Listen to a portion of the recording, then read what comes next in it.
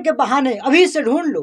चिराग पासवान ने भरी रैली में जब एक कहा तो यह सिर्फ एक बयान नहीं था, बल्कि बिहार की सियासत में एक तूफान का इशारा था। आखिर किसके लिए था ये खुला चैलेंज, और क्यों इस एक लाइन से पटना से लेकर दिल्ली तक हलचल मचा दी है। मन से दे दी गई चुनौती सिर्फ विपक्ष के लिए नहीं, बल्कि सहयोगियों के लिए भी एक मैसेज है कि 2025 का खेल अब बदल चुका है। चिराग की इन हिम्मत भरी बातों ने सबकी नींद उड़ा दी है। तो चलिए समझते हैं कि चिराग के इन बयानों के पीछे की असली रणनीति क्या है और बिहार की राजनीति इसका असर क्या होगा। ये तस्वीर बिहार के राजगीर की है, जहां लोक जनशक्ति पार्टी केंद्रीय मंत्री चिराग पासवान ने एक जबरदस्त रैली की। ये कोई आम जनसभा नहीं थी, बल्कि 2025 के विधानसभा चुनाव से पहले बिहार में एक बड़ा शक्ति प्रदर्शन था। समर्थकों की भारी भीड़ के सामने चिराग जिस आत्मविश्वास और आक्रामकता से गरजे, उससे साफ हो गया कि वो बिहार की राजनीति में साइड हीरो का किरदार निभाने को तैयार नहीं है। उन्होंने दो टूक कहा कि उनकी लड़ाई सिर्फ सत्ता के लिए नहीं, बल्कि बिहार में बदलाव के लिए है। उनका अंदाज बता रहा था कि आने वाले दिनों में बिहार की सियासत का रास्ता उनके दरवाजे से होकर ही गुजरेगा।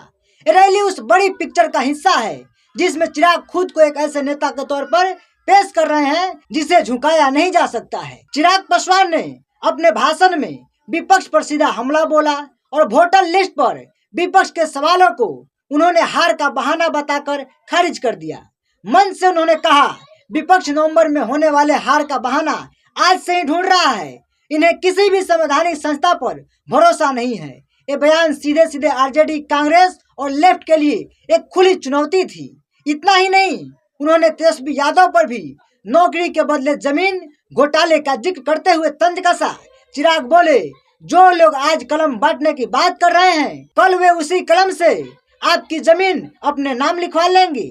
इस एक लाइन से उन्होंने विपक्ष के वादे को खोखला और उनके इतिहास को दागदार बताने की कोशिश की। उन्होंने साफ कहा कि बिहार की जनता जंगल राज की वापसी नहीं चाहती है और लोगों को 1990 का वो दौर याद रखना चाहिए जिसने बिहार को बर्बाद कर दिया था। इस रैली का सबसे बड़ा मैसेज तब सामने आया जब चिराग ने अपने चुनाव लड़ने का ऐलान किया। उन्होंने भीड़ से पूछा, लोग पूछते हैं कि क्या चिराग पासवान चुनाव लड़ेंगे? फिर खुद ही जवाब दिया, हाँ मैं चुनाव लड़ूंगा, पर मैं बिहार से चुनाव नहीं लड़ूंगा, मैं बिहार के लिए चुनाव लड़ूंगा। ये सिर्फ शब्द का खेल नहीं, बल्कि एक गहरी राजनीतिक चाल है।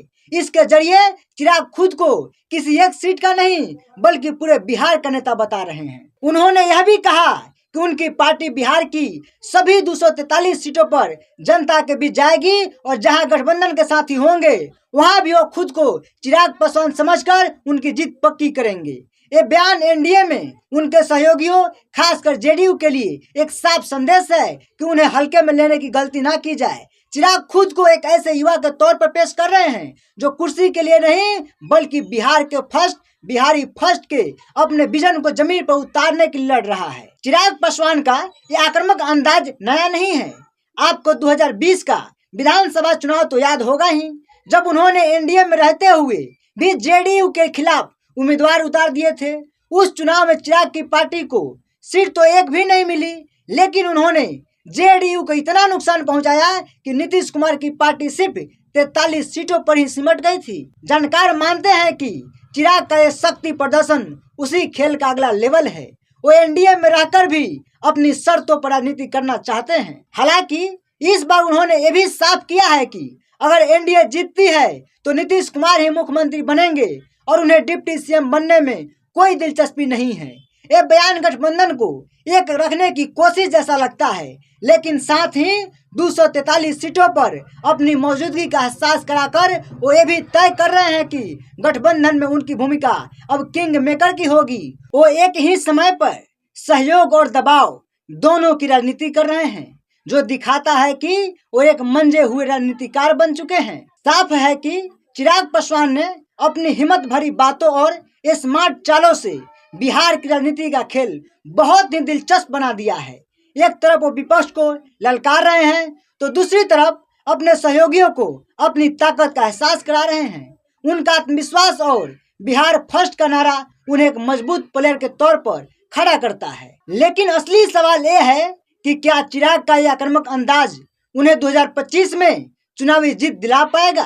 क्या बिहार की जनता उनके इस स्टाइल पर भरोसा करेगी? आप इस बारे में क्या सोचते हैं? नीचे कमेंट में हमें जरूर बताइएगा। अगर आपको ये एनालिसिस पसंद आया हो तो वीडियो को लाइक करें, दोस्तों के साथ शेयर करें और बिहार की राजनीति पर ऐसे ही जबरदस्त कवरेज के लिए हमारे चैनल को सब्सक्राइब करना ना भूलें। नमस्कार।